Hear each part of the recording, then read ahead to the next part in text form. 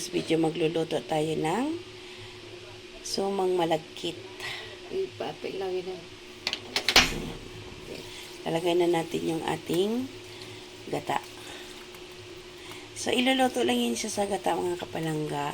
Then, babalutin namin mamaya sa dahon ng saging. O, diba? Good luck, gas. Gas na naman po. So, yan. Halo-halo pa yan. Lang. Halo-halo na. Kasi, so, ayan.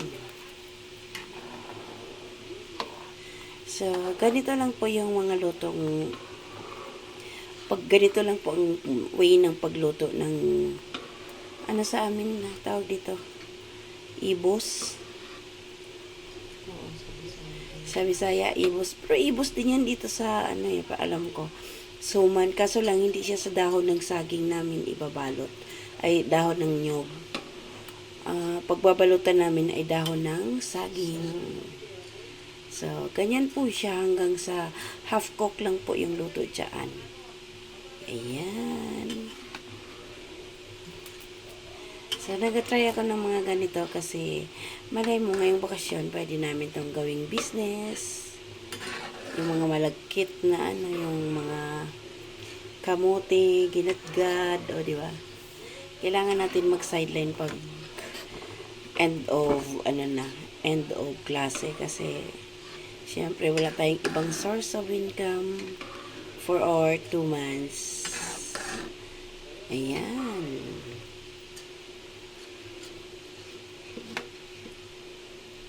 Hanggang mawala itong sabaw. Okay, hanggang mawala daw yung yung gata. Yung sabaw. Lulutuin daw. So, sa probinsya kasi dati, kaya easy lang sa kanila gumawa nito dahil kahoy, sa kahoy niluluto. Masarap kasi pag sa kahoy yan niluluto, yung amoy niya. Sarap. No, diba? Pag dito naman sa atin, sarap din yan sa gas, sa bulsa.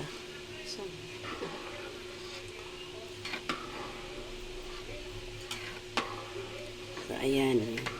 So, update ko po kayo mga kapalangga kung ano baga ang mangyayari. But for now, ganyan muna. Panatilihin muna natin ganyan. Okay? Ayan na mga kapalangga, medyo natuyo na siya. So, anuhin lang natin yan.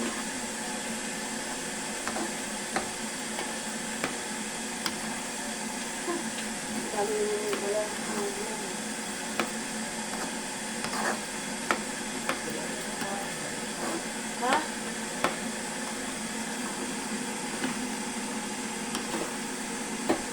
So, low fire na lang tayo kasi medyo dry na mga kapalangga. This is the way na magluto kami ng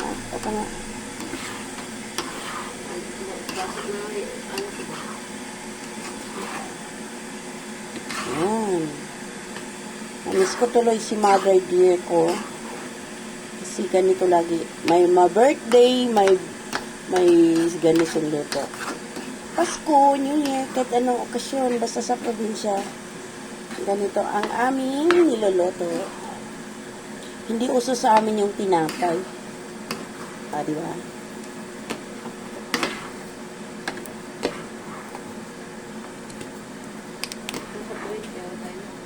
Ha? Ano pa?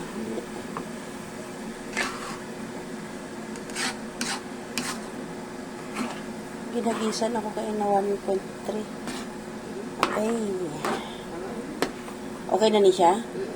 So, ayan mga kapalangga, okay na daw to, sabi ng aming master. Master sa ganitong kakanin. Si Sister Red. Kasi ito ay babalutin pa sa dahon ng saging. Okay.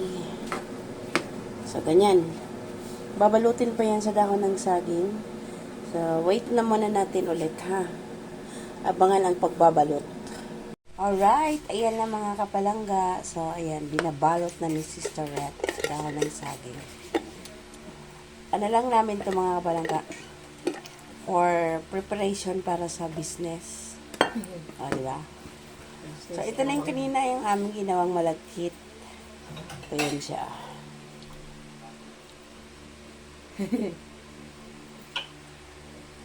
Na inano sa gata.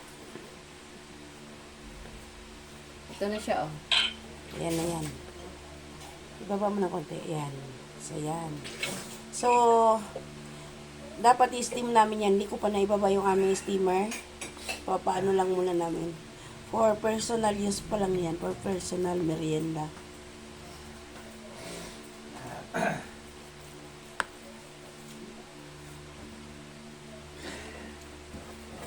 Hanggang sa maluto.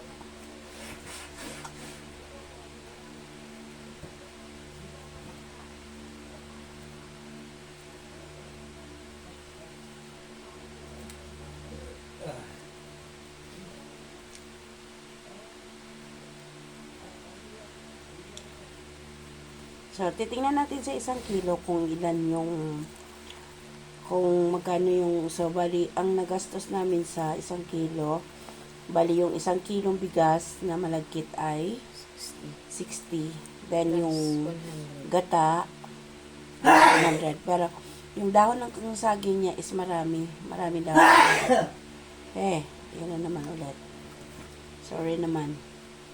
So, yung dahon ng saging is marami naman kaming na marami yung 50 pesos na nabili.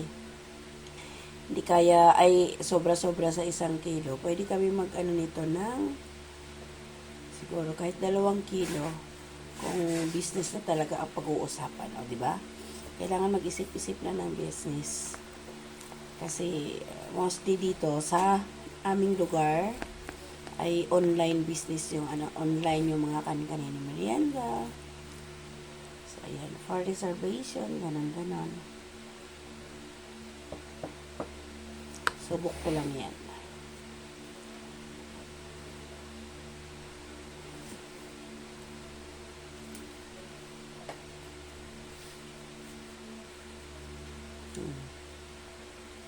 Titingnan natin kung ilang balot yung magawa niya doon sa Kasi dito, yung bintahan na niyan, dalawang ganun, 25 pesos. Pwede na, kung makaano ka. So, titingnan natin kung kaya siya sa 25. Pero, yung kasi ginagamitin nila ng scoop, yan naman ay hindi. Tingnan lang natin. Ginagamitan nila yan ng scoop. Para malaman kung ilang balot talaga ang maano. Para malaman yung pantay yung diba? Yung haba, yung laman.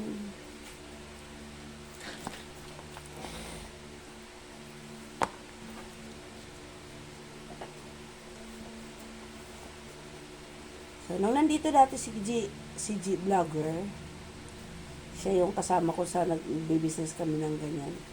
Nagkataon lang nagigpitan na talaga ba nung nung pandemic time. So, hindi namin na ituloy. Kaya siya ay nag-fly away. Marami rin pala mga kapalangga, no? Ilang balot na yun? Nagawa? 1, 2, 3, 4, 5, 6, 7. 7 pa lang. Marami rin pala, no? Hindi pa yan nagamitan ng scoop. Bali, kutsara lang, tansya. Pero, mag-ano ako ng scoop na yan. Ang scoop, pag isang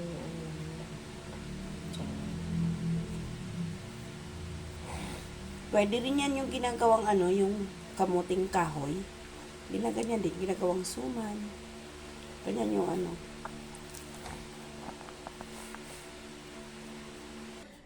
Ayun na, konti na lang. Pagka mag-uling na lang. Uling. Karon? Hindi ako Business na. Ay kabudlay mag-business na rin nga inang yung sa grocery dati nga kagaya ng Tung una nga ako pala nag-rega negosyo. Swerte. Saan damo na? Ay nako. Swerte. So ayan na mga kapalangga. Kinapos kami ng dahon ng saging. Na extra saging. Ayan na lang. So, sa 1 kilo mga kapalangga, nakagawa kami ng 25 na ganito. Kaso lang, hindi siya pantay ang laki kasi nga, Siyempre, hindi namin nasukat. Wala kaming scoop na nagamit. So, ayan. So, alam na namin ang gagawin kapag mag-business na tayo. Alright, Lemmer TV po. Mamaya ulit sa paglalaga. Alright, ayan na mga kapalangga. So, pwede na itong anuhin. Medyo may maingay lang sa aming, mag-try tayo kung luto na ito mga kapalangga. So, ayan na. DMR TV, down. See you around mga kapalangga. God bless. Pakita ko na lang sa inyo mamaya kung ano na. So, ayan. Try na natin. Medyo may maingay. Oo na. Pwede na siguro. Oh, wow! Pwede na. Luto na. God bless everyone. See you around mga kapalangga. Salamat.